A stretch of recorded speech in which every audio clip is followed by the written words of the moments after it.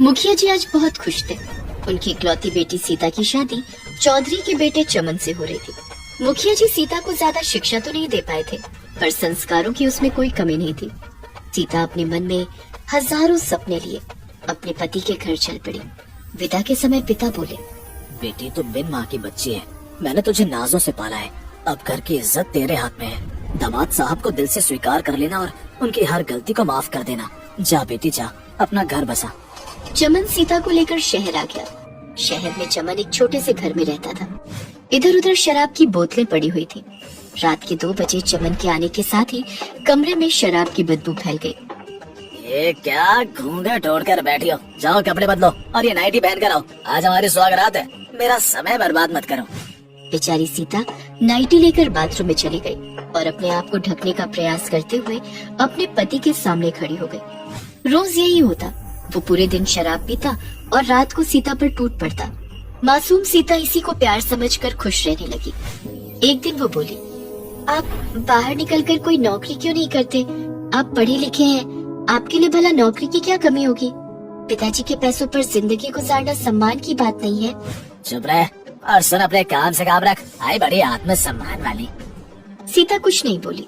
तब यूं ही चल रहा था। एक दिन डोरबेल बजी और एक लड़की अंदर आ गई। चमन ने उसे दौड़कर गले से लगा लिया और बोला, ओह माय डार्लिंग गीता, तुम कहाँ चली गई थी?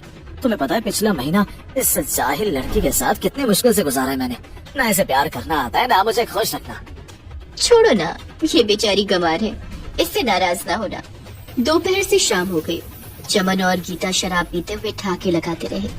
सीता ने जहर की घूंट पीते हुए जल्दी जल्दी रात का खाना बनाया और बोली, सुनिए जी, अब आप खाना खाकर इन्हें घर छोड़ आइए, इनके घर वाले इंतजार कर रहे होंगे, अकेले जाना ठीक नहीं है। उसकी बात सुनकर चमन और गीता जोर जोर से हंसने लगे। मूर्ख औरत, गीता यहीं रहेगी मेरे साथ, मेरे कमरे में। तू आज से हॉल में सो जाना। हमारा खाना भी हमारे कमरे में पहुंचा देना। चल जा, सो जा। चमन की बात सुनकर सीता के पैरों तले जमीन खिसक गई, लेकिन चमन की खुशी के लिए उसने ये भी स्वीकार कर लिया और खुशी खुशी अपना बिस्तर हॉल में लगा लिया। ऐसे ही 15 दिन बीत गए। एक दिन गांव से मुंशी जी आए।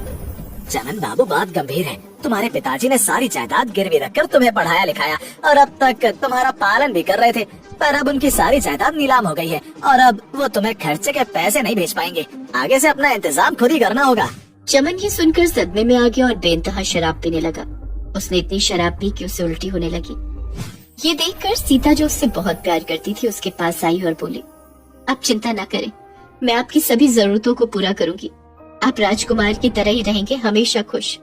मैं आपके लिए कुछ भी करूंगी, आप मुझ पर भरोसा रखिए। अरे चमन, किस्मत ही फूट गई तुम्हारी, ये कर भी क्या सकती है? इस अनपढ़ गंवार को तो नौकरी भी नहीं मिलेगी और मुझे कुछ करने में इंटरेस्ट नहीं है। गीता, तुम जरा भी टेंशन मत लेना। अरे ये नौकरी नहीं कर पाएगी तो चौका बर्तन कर ही सकती है या 2-4 घरों में खाना बनाने का काम कर लेगी। मैं तुम्हें कष्ट नहीं होने दूंगा, मेरा वादा है। सीता आंखों में आंसू भरी वहाँ से चली गई। उसने 5 घरों में खाना बनाने का काम शुरू कर दिया। तनख्वाह मिलते ही रमन उससे सारे पैसे छीन लेता और गीता के नखरे उठाने और शराब में लगा देता। सीता जहाँ काम करती वहाँ आदमी उसका जीना हराम कर देते। कोई उसे छूने की कोशिश करता और कोई बेवजह पैसे देने की। अगर मैंने ये काम न छोड़ी तो मेरी इज्जत न बच सकेगी। मुझे ये काम छोड़ने ही पड़ेंगे, लेकिन चमन की जरूरत कैसे पूरी होगी? पर मुझे विश्वास है, मैं उन्हें बताऊंगी तो वो समझ जाएंगे। तंग आकर वो सब काम छोड़ देती है और सिर्फ एक घर में काम करने लगती है।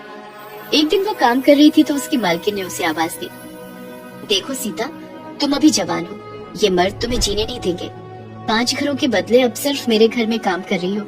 एक घर की तनख्वाह से तुम्हारे घर की जरूरतें पूरी नहीं होगी। अगर तुम मेरी बात मान जाओगी तो तुम्हें इतना कष्ट नहीं सहना पड़ेगा और तुम्हारी सारी जरूरतें भी पूरी हो जाएंगी। दीदी, मैं किसी काम की नहीं हूँ।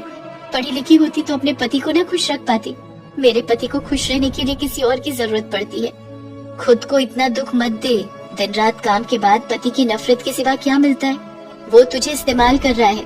दीदी, मैं उनसे प्यार करती हूँ, उनके लिए कुछ भी कर सकती हूँ। मैं उन्हें खुश देखना चाहती हूँ। तेरी मर्जी। देख, शहर के मेयर की बीवी मां नहीं बन सकती। उन्हें अपने लिए एक कोख किराए पर लेनी है जिसका वो मुंह मांगा मुआवजा देंगे। अगर तुझे मंजूर हो तो बात करो। सीता घर पहुंचती है कि शराब में डूबी हुई चमन की आवाज आती है, मुझे छोड़ गीता, देखो आ गई महारानी। इस बार पूरे पैसे भी नहीं दिए। क्यों सीता, तूने तो कहा था मेरी हर इच्छा पूरी करेगी। सुबह से मेरी शराब की बोतल खाली और गीता को अपने लिए हेयर डाई खरीदना है। इस बार तेरी तनख्वाह नहीं मिलेगी क्या? इस बार सिर्फ एक ही घर की तनख्वाह मिली है। मैंने बाकी नौकरी छोड़ दी। वहाँ मेरी इज्जत को खतरा था। वहाँ के मर्द मेरे साथ बदतमीजी करना चाहते थे। तुझे शर्म नहीं आती? यहाँ हम लोग इतनी मुसीबत उठा रहे और तू जरा सी बात के लिए नौकरी छोड़ाई। अरे क्या हो जाता जो तुझे जरा सा छू लेते? तू किस तो नहीं जाती? तेरी जगह कोई और औरत होती तो अपने आप को बेचकर मेरी जरूरत पूरी करती। हाँ, आप सही कह रहे हैं। मैं कुछ भी तो नहीं कर पाती। आप चिंता मत करिए। सचमुच अगर जरूरत पड़ी तो मैं खुद को बेच भी दूंगी। डायलॉग मत मार, कुछ करके दिखा। मेरी सारिका की कोई इच्छा पूरी नहीं हुई है तो मैं आत्महत्या कर लूंगा, फिर तू झेलना। सीता चमन की बात सुनकर उदास हो जाती है।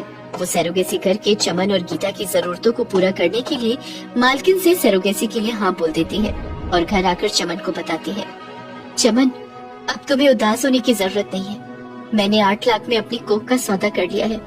9 महीने में अपनी मालकिन के घर ही काटूंगी और फिर लौटकर हम लोग एक खूबसूरत जिंदगी शुरू करेंगे। 8 लाख? अरे वाह, तूने तो कमाल कर दिया। तेरी कोक की कीमत 8 लाख है। खैर, कब मिलेंगे वो पैसे तुझे? तू मुझे पैसे ला कर दे और कोई चिंता मत कर। 9 महीने बाद आराम से आना। अब मेरे सारे सपने पूरे हो जाएंगे। सीता गर्भवती होते ही 8 लाख रुपए चमन को लाकर देती है और उससे इंतजार करने को कहकर चली जाती है। उसके जाते ही वो अय्याशी से जीवन बिताने लगते हैं। धीरे धीरे सीता के प्रसव का समय नजदीक आ जाता है और वो एक बेटे को जन्म देती है। बेटे को भरे दिल से मालकिन को सौंपकर चमन के पास वापस आ जाती है। तू यहाँ क्यों आई है? बदचलन औरत, घर में तेरे लिए कोई जगह नहीं है। निकल यहाँ से, गंवार कहीं की। मैं तुम्हारी पत्नी हूँ। तुम्हारी खुशी के लिए मैंने अपनी कोख को बेच दिया और तुम मुझे जाने के लिए कह रहे हो? ये अन्याय है, लेकिन मैं तुम्हें दुख नहीं दूंगी। मैं मायके चली जाऊंगी। तो वो भी नहीं कर सकती। मैंने तेरे पिता को इत्तला कर दी थी कि तू किसी के साथ भाग गई है और माँ बनने वाली है। गांव में सब तेरे से नफरत करते हैं। किसी को तेरी कोई जरूरत नहीं है। तू यहाँ से चली जा। मैं तुम्हें छोड़कर कहीं नहीं जा सकती। तुम मेरे हो। मैंने तुम्हारे लिए क्या नहीं किया? हाँ? ये सब मेरे पैसों से बना है। ये सब मेरा है। हाँ, हाँ मेरा है। मेरा है। मेरा है। वो दीवारों से सर टकराने लगी। घबराकर गीता ने पागल खाने फोन कर दिया। पागल खाने की एम्बुलेंस उसे लेकर चली गई।